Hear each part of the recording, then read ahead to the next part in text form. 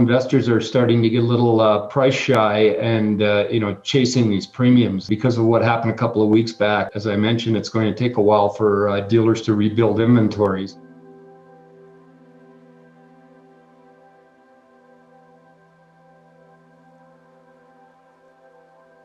As a result, premiums on silver product, like coins especially, are north, in some cases, north of $10.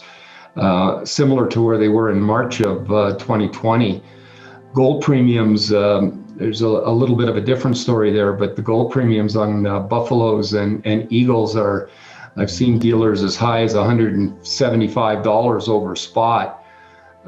Now, for the gold buffaloes and gold eagles, and to some extent the silver eagles, the U.S. Mint is doing a switchover, and my understanding is that they've stopped producing buffaloes. So there's no new minted buffaloes on the market. I mean, you might find the odd dealer has a few left in inventory.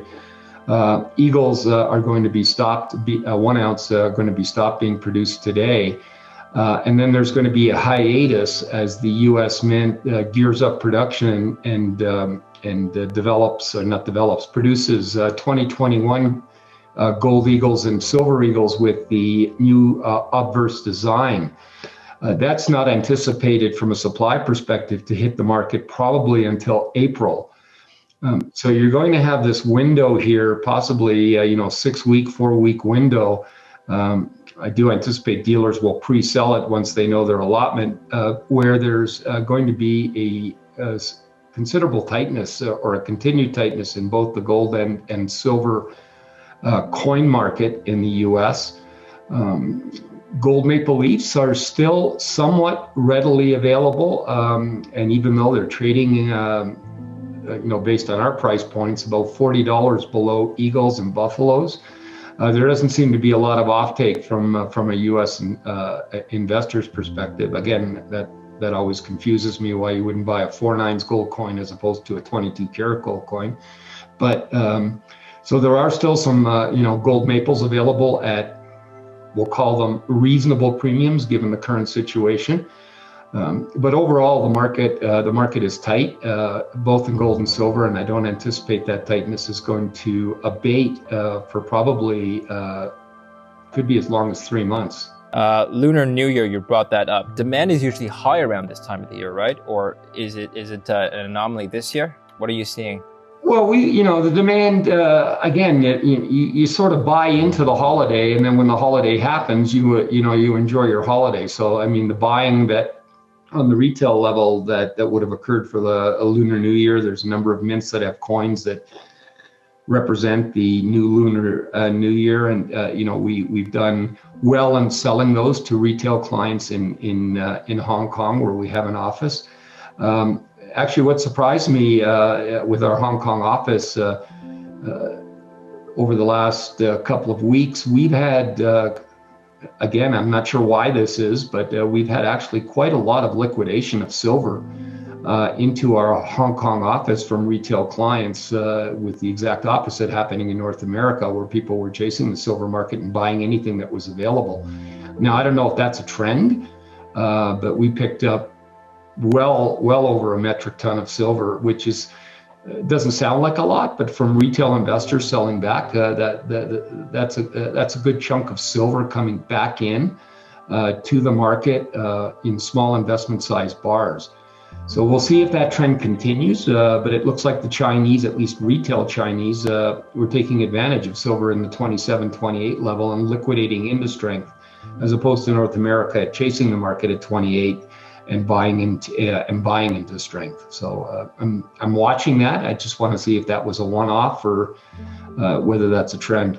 I want to talk about sentiment in the gold market now. As you know, Elon Musk tweeted about Bitcoin not too long ago, and Tesla is now allowing customers to buy cars with their Bitcoin, and they're investing in Bitcoin. As soon as the news came out, the price of Bitcoin shot up. I wonder, why can't the same thing happen for the gold market? Who's going to be out there tweeting about gold, which is going to move the market significantly? Could you see that happen? Well, I mean, if you would have read the filing from Tesla, they actually were they want to buy gold as well. They bought gold as well. I'm fairly positive the gold market. I mean, I'm just going to speak as a layman because I really don't understand the concept. I understand the concept of Bitcoin, but you've got a market that has a limited supply, and Elon Musk, all kudos to him. Bought 1.5 billion before he then released this tweet that he liked Bitcoin. It doesn't take a lot to move the market up $4,000. I just don't think you can do that in gold. I mean, you had, what's his name, Warren Buffett. He came out and loved gold. I'm not sure when he said it, where the price was. And did he say he loved gold, or did he just buy Barrick shares? Same difference. I mean, he was bullish gold. I mean, if gold goes down to $1,200, Barrick is not going to go up. So, I mean, I think he was bullish the commodity generally, and he picked Barrick as a solid blue chip mining company that paid a dividend. But anticipating, because gold was going higher and Barrick was going to make more money because of that, that's why he bought Barrick.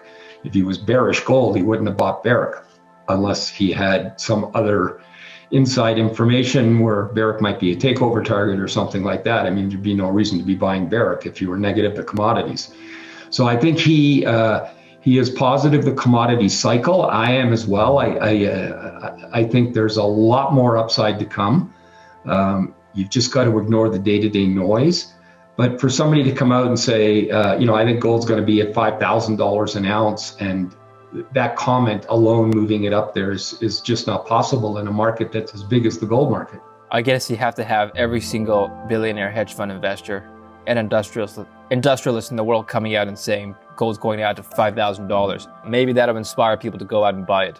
We're in a bull cycle here in the commodity space generally. That's my opinion. And the blow-off stage in a commodity bull cycle is nowhere near in sight. And you would think that, well, we had the blow-off stage from 1,400 gold last March to 2,200. That was not a blow-off stage. That was just a fear trade.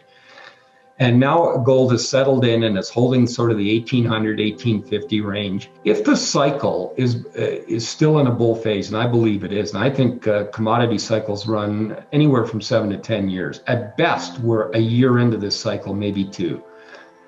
So the best is still to come. And it's usually at the very end of the cycle where you get a blow-off stage, and then everything gets recalibrated, and then you end up going back into a bear market. So we're not even near that top. It is frustrating when you're an investor looking at gold sitting at 1,800 and watching Bitcoin take off and watching the equity market continue to run, feeling that you've made a bad investment.